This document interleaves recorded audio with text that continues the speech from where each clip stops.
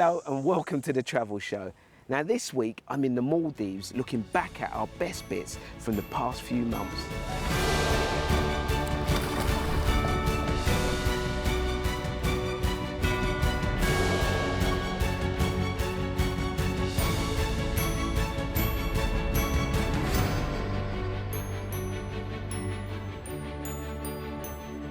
Now we've had an astonishing year so far, from Mike's trip to an Amish holiday resort to the time when RAJAN explored an ancient newly discovered tunnel under Jerusalem.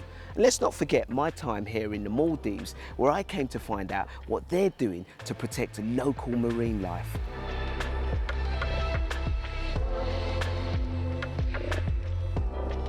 But let's start with a little glimpse into the future, when Lucy descended into a space center built deep inside a Spanish cave system.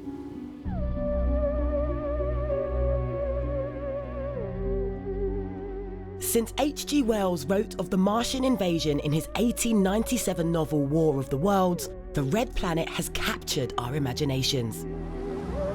At over 33 million miles away, it's incredible to think we could one day colonize Mars. For the next 24 hours, I'll be learning how to live life like a Mars colonist in Spain. Astroland is a project set up to see how humans would potentially cope living on Mars from a psychological perspective.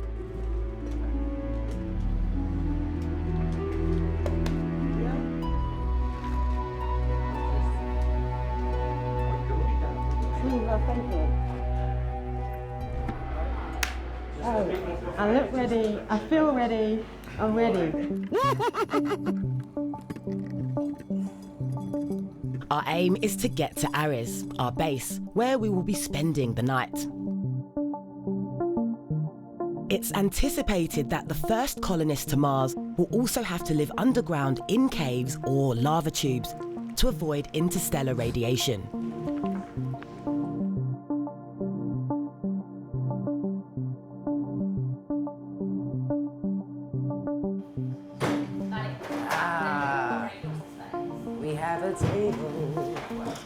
The pod is set up with everything to meet your basic needs. And after all that work, it's time for dinner. I'm going for one of my favourite dishes, bolognese. The water's in, give it a stir, leave for 10 minutes. It looks a little bit like plastic. But I'm so hungry.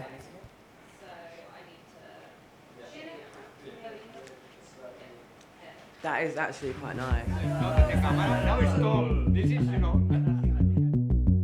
This experience isn't cheap. For non-scientists, it's about £5,000 for the 30-day experience, which includes preparation, training, and about 3 days in the cave. I mean Mars.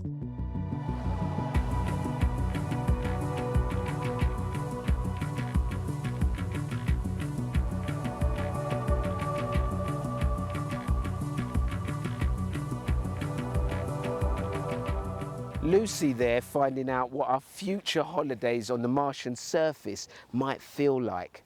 Now this week I'm in the Maldives, which is a dream destination for many people, but there's no doubt that tourism and climate change have had an impact on its environment. And a while back I came here to meet some of the people trying to do something about that. We're starting with something that up until now most tourists haven't wanted to see on their pristine beaches, but which is vital in the fight against climate change: seagrass.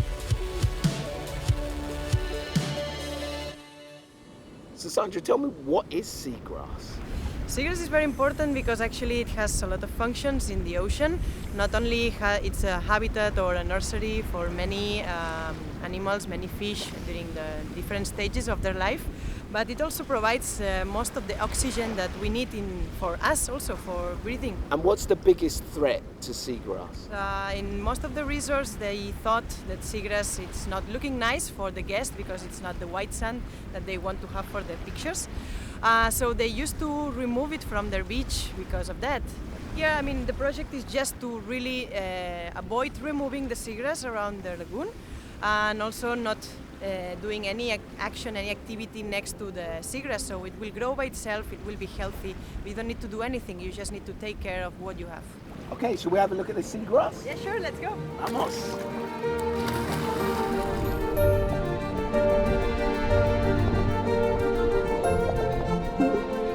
It's estimated that the world's oceans lose the equivalent of 2 soccer pitches worth of seagrass every hour of every day. And because seagrass absorbs and stores carbon far more effectively than rainforests, it's vital to see it thrive. Up until now, I took seagrass for granted. I just thought it was just like weed. I didn't think it was so important. Yeah, this is a lack of information as well. Most of the people, they just think it's algae, it's dirty, but it really keeps, as you see, the water very clean, and it's house for many, many kind of fish. Wow. So it's kind of a different mentality that people have to have, and they have to see areas that has seagrass as areas where the sea is healthy. Exactly. Here in the Maldives, many resorts are realizing that a healthy underwater ecosystem is more important than tourists' picture-perfect idea of what the ocean floor should look like.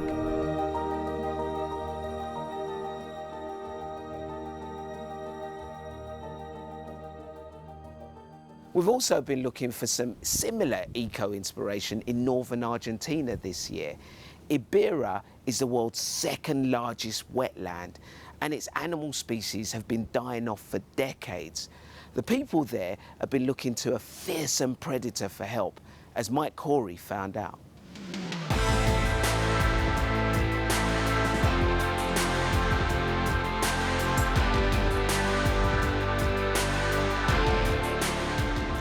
Welcome to Estancia San Alonso, the island home of rewilding Argentina, a project aiming to reintroduce this beautiful, terrifying animal to the wild.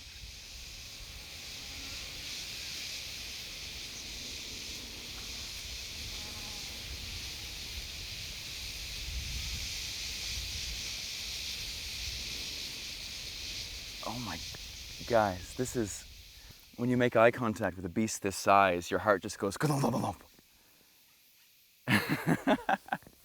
She's Isa. She's a Brazilian panther or jaguar. She's about 6 years old. Yeah, she's quite young. And how will the wetlands benefit from introducing this beautiful animal? Well, these animals were part of this ecosystem. They have been here for hundreds and thousands of years. They disappeared from the wetlands, and now this ecosystem is lacking from this top predator. And of course, we needed maintaining the prey populations in natural numbers. I mean, not making them increase so much. This whole ecosystem evolved with that keystone apex predator. Yes. Take that out and everything starts to wobble and crumble, right? Yes. It's estimated there are only 250 wild jaguars left across the whole of Argentina. But for many locals, they still have a special, mystical significance. It's common that here in Corrientes, jaguars are related with bravery and masculinity, and is kind of related with the gaucho image.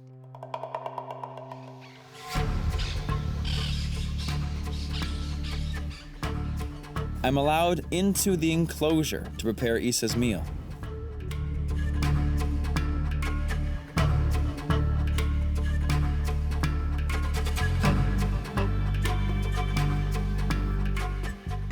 Okay, we've got one hanging fish.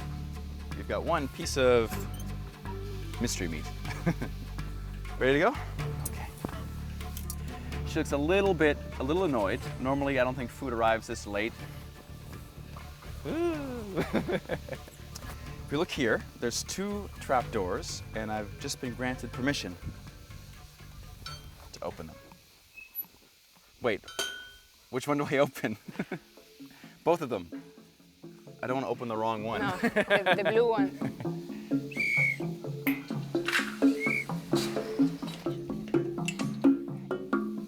Wow. Okay, look, here she comes. Entering into the feeding enclosure. We've hung the fish up. Let's see if she can find it.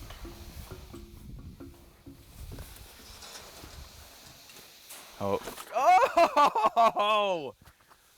That's a predator, ladies and gentlemen. Wow. And breakfast is served.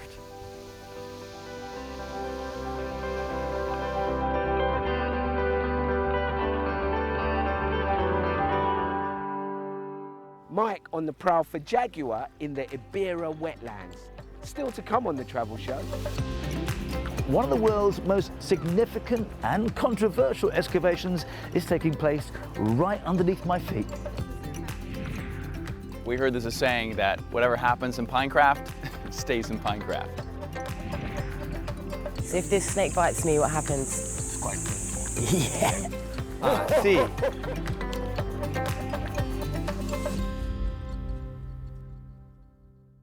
Right, to Israel next, and a journey that up until last year wasn't even possible. Now, in a city already bursting with antiquity, it seems unlikely that there'd be much to discover underneath Jerusalem, but there is, as RAJAN recently found out.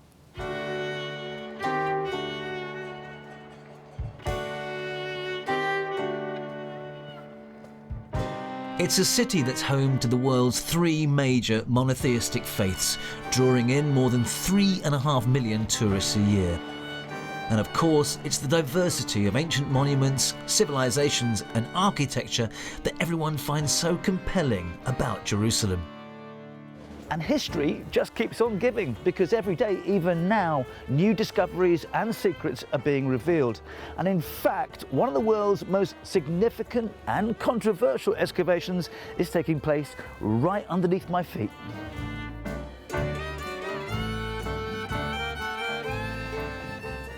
Hi. Franny. Nice to meet you. RAJAN, hi. How'd you do? Welcome to Thank the city of David. It's the most spectacular place to be in Israel. Okay, let's go and take a look. We're walking up this... Franny is a guide and hugely excited about the excavation of what was the pilgrimage road 2,000 years ago. So these are all original stairs that we're walking up. It was discovered by accident after a water pipe burst on the road above it during a snowstorm in 2004. We're about to have a big climb. Yep, let's do it. Up we go. The pilgrimage road runs from the ancient Siloam Pool to Temple Mount, also known as Haram Esh Sharif in Arabic, at the top. It's been almost totally excavated now, and this is what they discovered. Paving stones in almost pristine condition. So we are now walking on original 2,000-year-old limestone street that was the center of all of Jerusalem. This is the original limestone. The original, perfect as if it was walked on yesterday. It was in the 19th century that archaeologists first twigged that the ancient city of David wasn't actually within the famous old city walls of Jerusalem, but here, further south. But why is it so significant anyway? So the city of David is pretty much ancient Jerusalem. It is the Jerusalem that starts as the capital of this area 3,000 years ago, which means everything that Jerusalem is today, pretty much we can learn about it, whether it's politically, religiously, culturally. Whilst the project team insist utmost safety for local residents is the priority, that isn't quite how everybody feels, especially amongst the Palestinian community who live here in Silwan, above the City of David's site, which they call Wadi Hilway. Local residents say cracks and sloping like this to dozens of houses have been caused by the excavation, complaining it's like enduring an earthquake.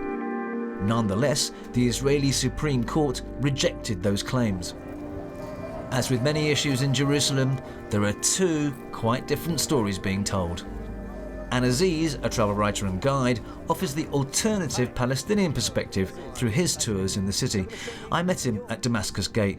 So Jerusalem has many layers, and under us here there is a road from the 2nd century. From the 2nd century going underneath here? Yeah, it's the old market. Aziz feels it's important to recognise that here in the market in the old city, local Arab families have been here for generations. The city of David will tell you the Jewish story there, which is legitimate and it's important to be told. But it doesn't really tell you the story of the Palestinian residents there. It doesn't tell you the history of the Islamic groups that have lived in Jerusalem as well. And so if you come to Jerusalem and go to the city of David only, you will hear one narrative, a single narrative. And that's not fair to a city that has so much history, so much diverse history. It has Jewish history, has Christian history, it has Muslim history, and in each of those has multiple histories as well. So here's the rub. In Jerusalem, any excavation is going to be both amazing and controversial at the same time.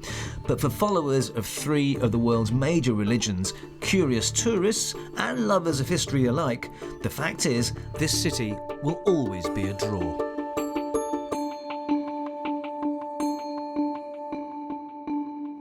RAJAN taking a stroll down Pilgrimage Road. Let's switch continents now to Florida in the United States. It's been a popular destination for years. It's filled with flashy attractions like Universal Studios, Disney World and Epcot. But if you're used to a more basic way of life, the state still has plenty to offer, as Mike found out when he dropped in on the gentle community of Pinecraft. Since starting as a tourist resort in the 1920s, this has become a holiday hotspot for the Amish. We have a mural here depicting everyday Amish life and a friendly man welcoming us. Maybe we can ride the horse. The Amish are Christians that hold on to a simple, rural way of life. They're best known for their regimented plain clothes, worn for reasons of humility and modesty. They also reject most forms of modern technology, some even avoiding electricity from the national grid. Well, I guess we grow up working. I mean, we don't just sit around doing nothing. It's always, you've got something to do. And like in the evening, of course, we read books. We don't have TV. And our children like to come home. We have cookouts. It's a very secure life. You grew up in an area where your life was always sort of, you knew what to expect. Of course, as time goes on, it's not so simple anymore. You know, we don't do things like we did 100 years ago or 50 years ago.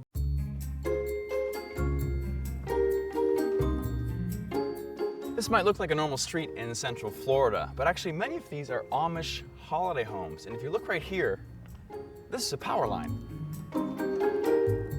Even the Amish want to kick back on vacation. The neighborhood offers more modern conveniences than you might find in one of their traditional settlements. Bicycles and golf carts replace horse and buggies. And the holiday homes, they all have power. We heard there's a saying that whatever happens in Pinecraft stays in Pinecraft. Every winter and spring, an estimated 5,000 people come to visit. But if you're not Amish, you might have to prepare for a cold reception. They tend to keep themselves to themselves, not so much out of unfriendliness than modesty. And when the camera comes out, everyone tends to scatter.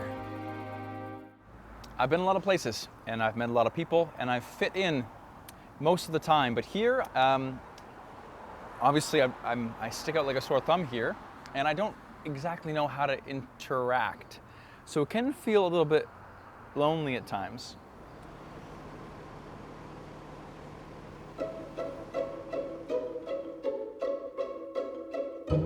Can you both tell me a bit about Pinecraft? There's no other place like it in the world, I don't think. Why do you say that? It's really a social life for older people. You go at the park, it's kind of a gathering place where people come, sit and visit. There's a shuffleboard down there. I think we've been very blessed to have a place to go like this, and the people accept us, and yeah, it's quite unique.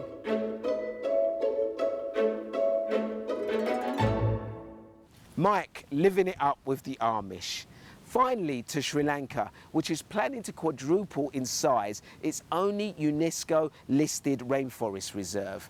But you'll need to watch out for the snakes, as Lucy found out. Now, I know you can't see much apart from really tall trees, but Mother Nature's soundtrack is truly spectacular. This is the edge of Sri Lanka's last primary rainforest, Singharaja. It's a hotspot for biodiversity. Rare plants, unique bird species, amphibians, and snakes all thrive here. It's so important ecologically that there are plans to quadruple it in size. The only way to explore it is by foot. Ridma used to hike and swim in the forest as a child. It's so dense. Yeah. Only a tiny bit of sunlight coming through. He now runs tours of the jungle around the island. It's slippery. The Singharaja forest covers more than 8,000 hectares, but you don't need to walk very far to spot some wildlife. See, there's the green pit viper under the leaf. Gosh, yep. Almost the same colour as the leaves. Yeah. It's tiny. It's a baby one. So if this snake bites me, what happens? It's quite painful. Yeah. Give you cramp and like, it's depend on your condition. Yeah. Stay away. Ridma's expert eyes soon spotted another baby snake on our path.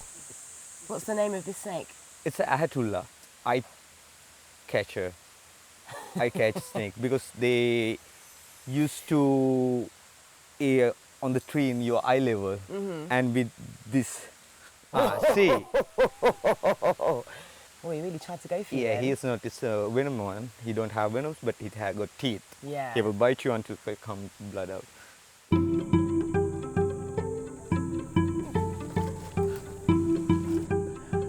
Oh my God! Wow. You weren't joking, were you? When you said it was worth it. Every time when I come into here, it's not just going to the jungle. I just come into the big giant living creature. The rainforest is alive. It's alive.